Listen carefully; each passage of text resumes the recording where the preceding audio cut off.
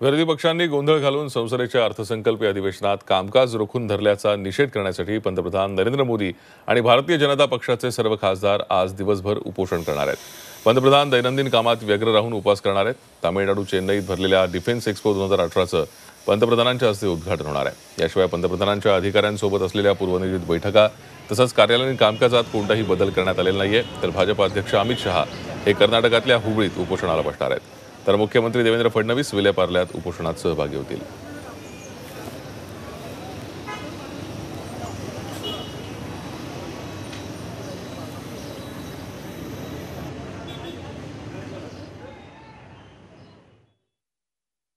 या लोकशाही प्रधान देशामध्ये सभागृहामध्ये चर्चा करण्याकरता वारंवार विनंती करून ही विरोधी पक्षाच्या लोकांनी हे सत्र चालू दिलं नाही।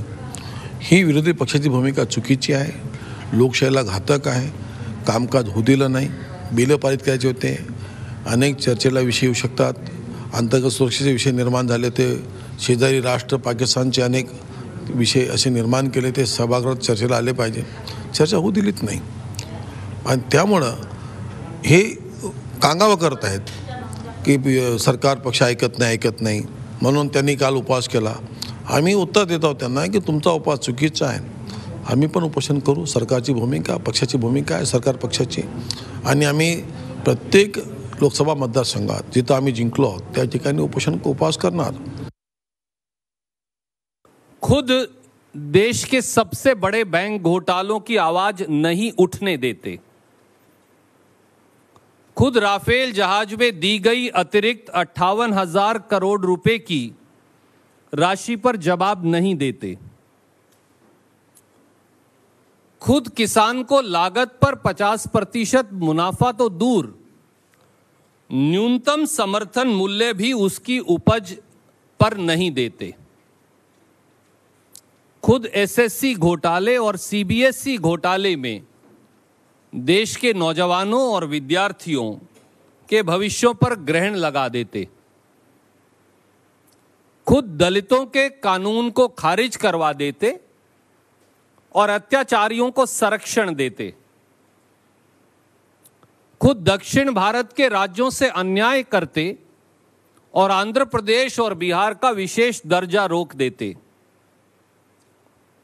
खुद संसद के 250 घंटे नष्ट करते और अपार बहुमत होने के बावजूद लोकसभा को 1% समय और राज्यसभा को मात्र 6% समय चलने देते। आपण या संदर्भात अधिक चर्चा करणार आहोत। आमचे प्रतिनिधी कृष्णात पाटील सध्या आपल्या बरोबर आहेत। आज मुंबईमध्ये सुद्धा भाजपचे सर्व आमदार खासदार एक दिवसाचं लाक्षणिक उपोषण करणार आहेत। कृष्णात, आपण पाहतोय भाजपचे सर्वच आमदार खासदार आज एक दिवसाचं लाक्षणिक उपोषण करणार आहेत। मुंबईमध्ये काय चित्र दिसतंय? कोण कोण या उपोषणासाठी, या उपवासासाठी आज तिथे येताना दिसत आहे? मुंबईतले सर्वच भाजपचे आमदार आणि खासदार जे आहेत, जे लोकप्रतिनिधी आहेत, ते आपापल्या मतदारसंघामध्ये उपोषणाला बसणार आहेत। किरीट सोमय्या त्यांच्या मतदारसंघामध्ये बसणार आहेत। पूनम महाजन जे आहेत ते विलेपार्ले इथल्या त्यांच्या मतदारसंघामध्ये उपोषणाला बसणार आहेत। याच विलेपार्लेच्या स्टेजवर ज्या ठिकाणी मुख्यमंत्री देखील 11 वाजता उपोषणाला बसण्यासाठी येणार आहेत। आणि त्याचबरोबर एकंदरीतच हे सर्व मुंबईतलं उपोषण जे आहे ते जास्तीत जास्त सर्वांचं लक्ष हे या विलेपार्ले येथील उपोषणासाठी लागेल, कारण मोठ्या संख्येनं या ठिकाणी कार्यकर्ते जे आहेत ते या विलेपार्ले इथल्या उपोषणस्थळी येतील, कारण मुख्यमंत्र्यांचं आगमन झाल्यानंतर सर्व कार्यकर्ते देखील असतीलच। 11 वाजता मुख्यमंत्री या ठिकाणी येणार आहेत।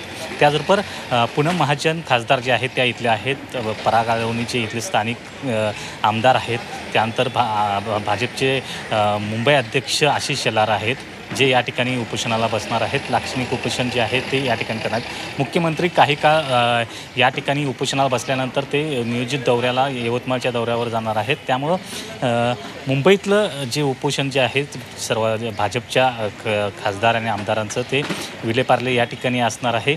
त्याचबरोबर इतर मतदारसंघामध्ये देखील त्यांचं उपोषण जे आहे ते लोकप्रतिनिधींचं सुरूच असणार आहे। कार्यकर्ते देखील उपोषणासाठी बसणार आहेत। नक्कीच धन्यवाद कृष्णात या सविस्तर माहितीसाठी। झी 24 तास रहा एक पाऊल पुढे।